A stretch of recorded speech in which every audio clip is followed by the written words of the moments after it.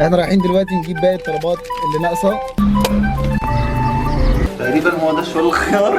بجد بتهزري؟ انا هقطع كل البصل ده. ادخل تحت يلا وقطع. الخلاط باظ. الزبده بقى ايه الفلاحي بقى. ايوه بقى.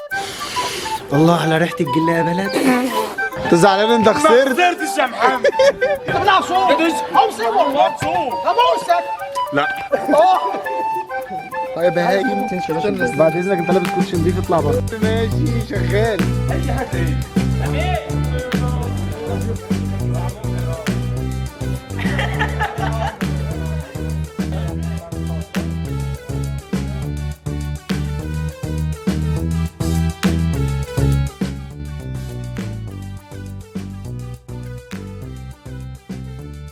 السلام عليكم ورحمة الله وبركاته. أهلا بيكم في يوم جديد والجديد شديد. دلوقتي الساعة 6 الصبح. واحد يسألني طب أنت رايح فين الساعة 6 الصبح؟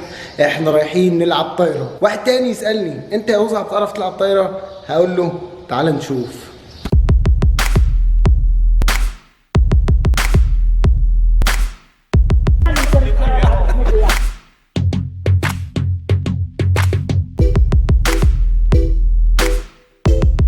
نور يا بيب. انا قاعد معاك بس عشان ايه؟ مش عشان ما حدش يختارني. عارف انا قاعد. محمود يا ابن اختي.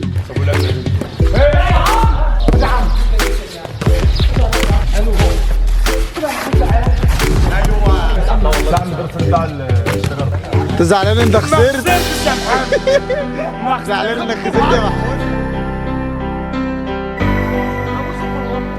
انت بتلعب صوت. اوصي والله صوت. ابوسك. قول الجمله دي تاني. اخر جيم انا مش عارف عملت ايه. على الطلع انت حاجه يا اسطى انا فاتح 10. طب بالراحه. على الطلع من الشارع. لا انزل. سيب. تعال يا اسطى. طب نصالحوا يا جماعه بقى. اخويا يا اسطى. لا. طيب يا هايم.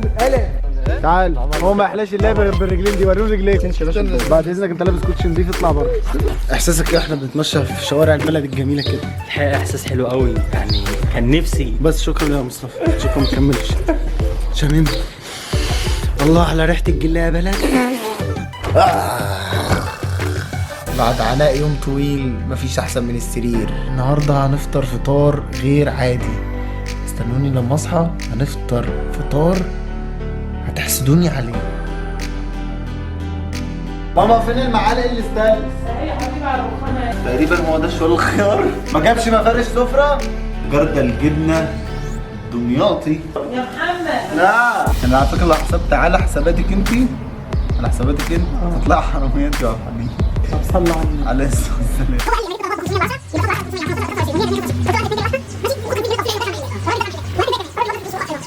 انت عايز تطلعنا حراميه وخلاص. احنا رايحين دلوقتي نجيب باقي الطلبات اللي ناقصه. انتبه من فضلك، السيارة ترجع إلى الخلف.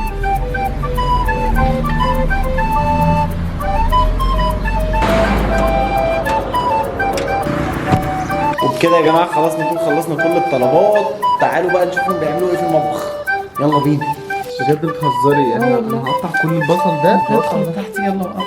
بجد يا جماعه يا ريتني ما رحت المطبخ. يعني انا مش عارف اقشر كل البصل ده ازاي، بس انا عارف انا هعمل ايه. شكلكوا حلو بجد. وانا جايه وراكبه معاك. طب انت هتقعد تتعلق كده؟ بجد عاش شيفات مصر عاش. عملوها في وقت قياسي. بجد يا جماعه الصحاب اللي بجد هي اللي ممكن تقطع بصل علشانك. تعالوا بقى نرجع نشوفهم بيعملوا ايه في المطبخ. ماما حطيتي ايه في التتبيله؟ فلفل وكمون وكاري بهارات كبسه ملح ليمون خل طماطم بصل توم وترابيزات بلياردو وبينج. الخلاط باظ. هقول لك على حاجه. شيلي الفيشه بمعلقه ولفي البتاعه دي. هتلاقي الموتور معلق بس. ايوه ادي زوبه زقه. شغلي تاني. استنى. جربي.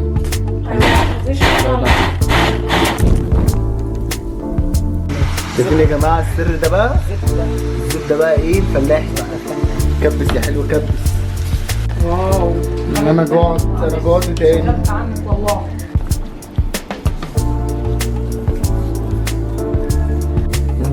بقول لك جلاش.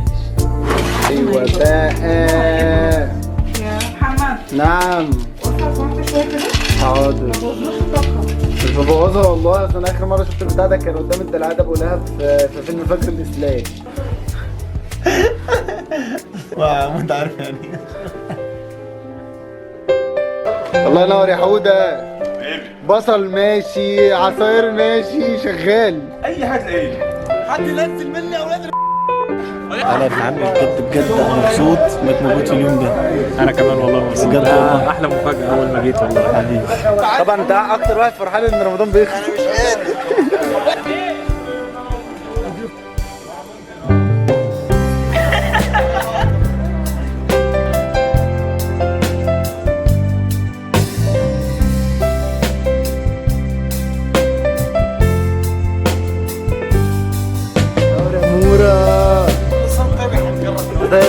ابن عمي.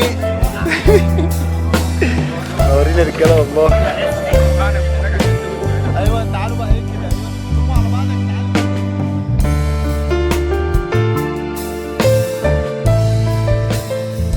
صورنا هي اجمل حاجه في حياتنا، عشان هي الحاجه الوحيده اللي بيقف عندها الوقت. كنت دايما اقول لهم ليه اتبسط بلمتنا مره لما ممكن اتبسط بيها 1000 مره. انا فعلا سعيد ان انا بوثق دايما لحظاتنا الحلوة مع بعض.